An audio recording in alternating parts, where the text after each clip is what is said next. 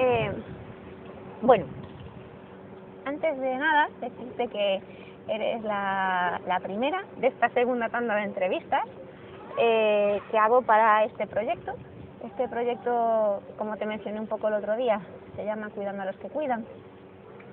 Y nace porque, bueno, yo soy enfermera desde hace 15 años y en los primeros años sufría mucho porque estaba en contacto con personas.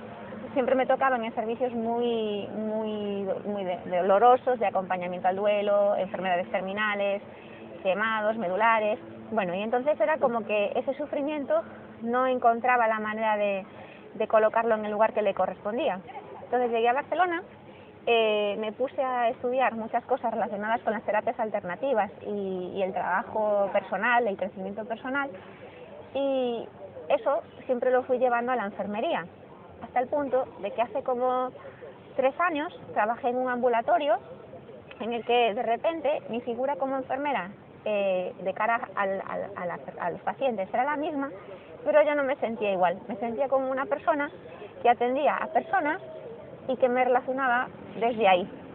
Y hacía igual mi trabajo y esto, pero eso me llevó a disfrutar tanto de mi trabajo que daba gracias y pensaba que tenía que pagar yo por ir a trabajar en vez de que me pagasen a mí. Entonces, paralelamente, siempre he sido una persona muy inquieta, que siempre he estado formándose para entender las cosas cada vez más ampliamente, y entonces paré de trabajar, bueno, porque se me acababa ya un poco el contrato y porque quería estudiar. Me fui a un congreso internacional de enfermería que hubo aquí en Barcelona. Ajá. Y en este congreso estaban todo el tiempo haciendo una llamada a que las enfermeras pues se colocaran en un lugar más visible, más digno, más de poder y no tanto a la sombra como siempre ha sido, ¿no? Y entonces, bueno, pues yo sentí algo muy grande en esos 4 días de congreso, que era como que sí, había algo que quería aportar yo a esa comunidad y no sabía el qué. Entonces me puse a estudiar antropología médica, un máster, 2 años, y en ese máster se trataba todo el tiempo de hacer como análisis de cuál era la perspectiva de la salud y la enfermedad en diferentes partes del mundo, cómo mejoraríamos determinadas cosas que nos están haciendo, teniendo en cuenta un poco la situación de las poblaciones indígenas o diferentes partes del mundo, de diferentes sociedades.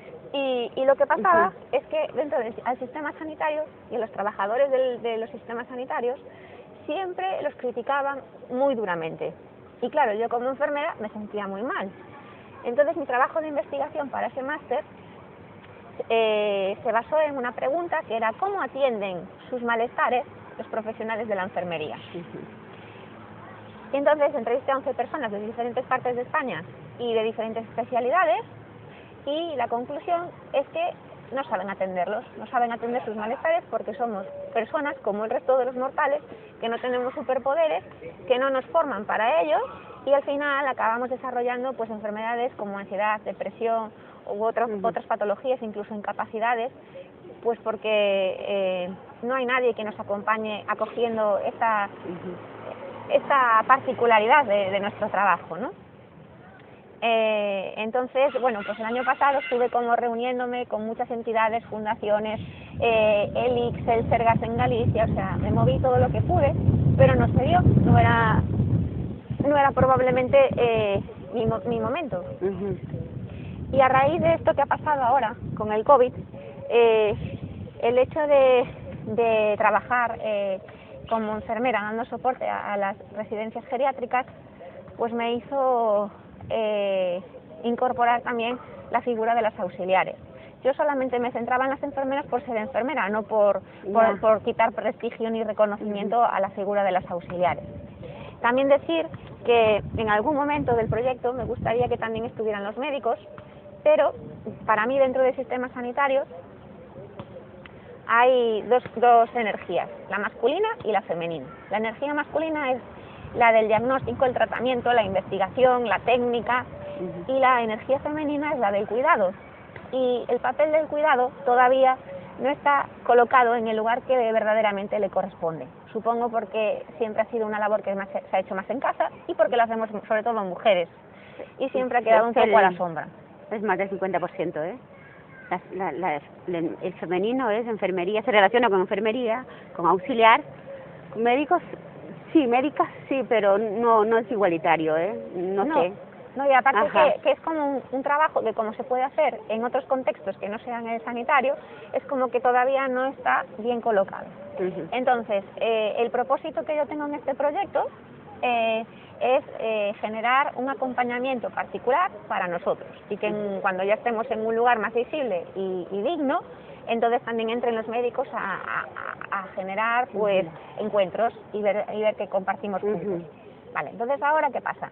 Después de esta crisis del coronavirus me ha venido la idea de entrevistar a cada una de las personas que quieran para que me compartan cómo han vivido esto y entonces, entre todas las entrevistas, ir creando una especie de vídeo documental o un corta y pega, no sé exactamente cómo se acabará haciendo, para que colgarlo en una plataforma web donde se haga un crowdfunding para que cualquier ciudadano de a pie pueda poner un dinero y de alguna manera también cuide a quien los cuida.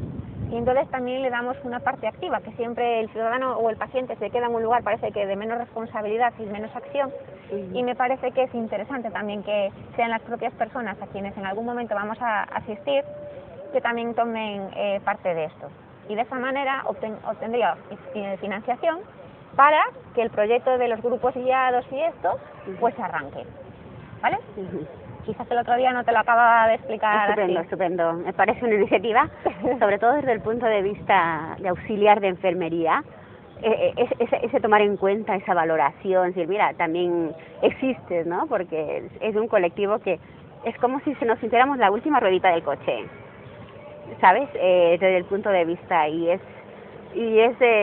muy interesante, es incluso halagador decir, mira, vamos a hacer entre enfermería, entre auxiliares, todo como una bola, ¿no? Para crecer juntos. Es reconfortante, ¿eh? Gracias. La verdad es que sí, Vanessa, te agradezco la iniciativa sobre todo, ¿eh? Vale, entonces Inés, me gustaría saber qué es lo que te ha llevado a ti en tu vida a elegir esta profesión. Pues en mi vida yo pienso que, no sé, tendremos cada uno predestinados, pero yo desde los 17 años tengo esta profesión. Imagínate. No sé, es como una predisposición y es lo bueno que me gusta, ¿eh? Lo bueno que me gusta y tengo una conexión, una conexión con las personas, persona paciente, profesional y humana que me siento satisfecha conmigo mismo por dentro, ¿eh? La verdad es que sí, no me puedo quejar, la verdad. Y me siento realizada. Claro, lógicamente, por las circunstancias de mi vida, me hubiera gustado ser enfermera, ¿eh? ¿Ah, sí? Sí, pero por las circunstancias de mi vida no puede ser, pero bueno, tengo la auxiliar de enfermería y me siento bien en ayudar a los pacientes. O sea, ¿que cuántos años llevas siendo auxiliar? Pues mira, yo era auxiliar, pero sin titulación, digamos, con una ley de la Generalidad que salió y todo eso. Pero luego yo tenía ilusión, el anterior año terminé de estudiar, compaginé el trabajo y el estudio, por la titulación, por más conocimientos incluso, y fue un esfuerzo, pero lo llevé bien, de 7 a 12 en el trabajo y de 3 a 9:30 en el instituto. Wow. Y luego terminé las prácticas en un hospital y digo, es que es lo mío, me gusta. Mira, digo, a mi hijo digo, mira, nunca es tarde, he compaginado todo esto y he terminado con un 8. Digo, wow. Ay, mamá, digo, y es incluso un ejemplo, un ejemplo para muchos que nunca es tarde. Claro. Ajá, que nunca es tarde y tengo posibilidades de más adelante en un hospital y todo. ¿Y qué hiciste? ¿Lo sacaste aquí? Sí, aquí mismo en el instituto, Vale, sí. Porque hay gente que lo estudia en el país del que es originario. Ajá. Y a veces también se encuentra con la historia de las dificultades en la convalidación de los títulos y todo esto. Sí, yo tenía el bachillerato ya, digo que necesitamos para estudiar y fue, ¿sabes? Fue decir, mira, pues me pongo a estudiar y ya está. Muy bien. Y ¿en qué ámbitos has trabajado como auxiliar? Yo en el ámbito residencial. Siempre en residencial. Sí, siempre en residenciales. ¿Y porque te nace a ti, te apetece más trabajar? Siempre ha habido esas oportunidades, ¿eh? Siempre ha habido. Al no tener la titulación, digamos, adecuada de auxiliar de enfermería, pues siempre hubo esa, no sé, esa predisposición. En el sector residencial siempre he tenido mucha suerte. Pero claro, eso también es una profesión que incluso llena, pero yo, por ejemplo, con 60 años no me veo en una residencia por la fuerza física. Aunque ahora hay tecnología, la verdad es que hay tecnología punta, no me veo en una residencia con 60 años. Y digo, mira, que nunca es tarde, siempre yo pienso que hay que ir estudiando cuando se puede, cuando se quiere, y digo, me saco el auxiliar y así seguir con el tiempo. Porque para ti, ¿qué conlleva ese añadido que tú ves que a medida que vaya pasando el tiempo en tu vida es lo que requiere este trabajo? ¿Que es algo físico? Es algo físico, ¿eh? Es algo físico, porque aunque haga la tecnología de punta, yo me doy cuenta que los tendones, las cervicales, es diferente, es diferente. En el hospital era otro tipo de trabajo, hice las prácticas en un hospital y era otro tipo de ritmo de trabajo. Y se nota, aunque quiera que no, se nota muchísimo, porque está la ayuda de la enfermera, la ayuda de los celadores, claro. Trabajar en, no sé, hay más personal, hablando claro, hay más personal. Y digo, ostras, pues si vieran lo que hago comparado aquí que allá, para una persona encamada levantar a una sedestación, pues venía el celador, 2 auxiliares, la enfermera, y claro, digo, pues mira, qué diferencia. Y digo, bueno, pues sobre todo es por tema de salud, por tema de salud. Porque, por ejemplo, en la residencia es otro tipo de contacto, más permanente. Claro. Que un hospitalario, digamos, es más permanente, se coge muchísimo cariño a la persona. A veces hay alguno en especial un poquito más, todo fuera igual, pero a veces el cariño es un poquito más así, y es diferente, y por eso, de cara al futuro, e incluso de cara también a la burocracia, porque la verdad es que son tiempos que hay que prepararse, que hay que estudiar, y digo, pues mira, si me hace falta, pues me saco, y sí, me superé y estudié. Y mira, para las personas que no saben en qué consiste tu trabajo, porque mucha gente no sabe ni siquiera lo que hace una enfermera, o sea que ¿podrías explicar qué es lo que haces tú en tu día a día?